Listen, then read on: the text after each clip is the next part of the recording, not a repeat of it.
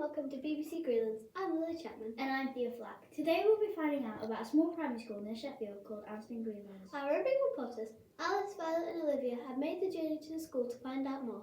Let's hand over to Olivia Rhodes, our first interviewer. I'm here with Mr. Worth, the head teacher of Anston Greenlands. Mr. Worth, the school has been in the news recently because it has been chosen to receive a very special tree. Can you tell us about it?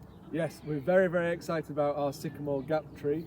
You might remember that the sycamore gap tree was illegally felled a couple of years ago, and the National Trust rescued 49 saplings that they've distributed around the country, and we're one of only a couple of schools that have received one of these saplings, and it will be planted in the autumn. We're very excited.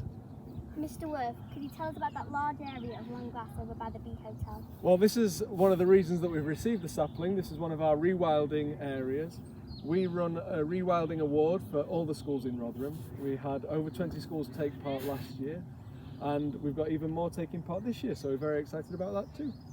Do you have any upcoming events?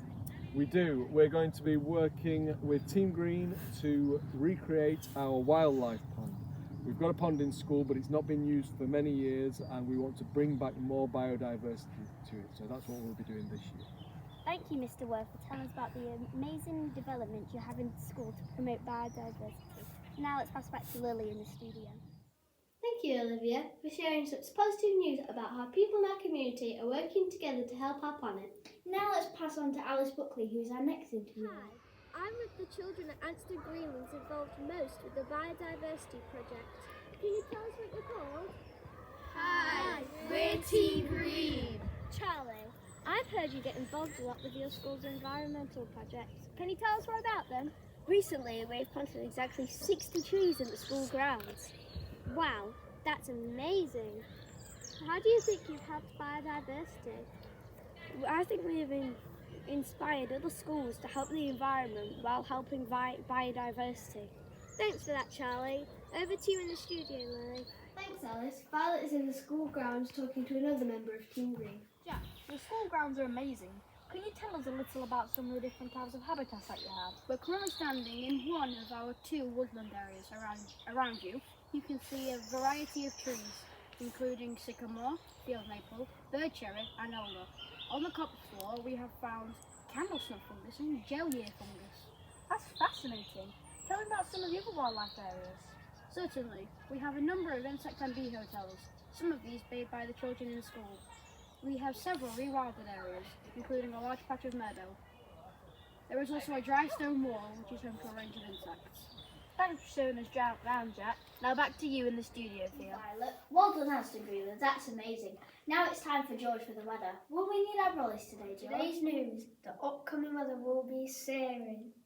The temperature today is 5 degrees hotter than it was this time last year.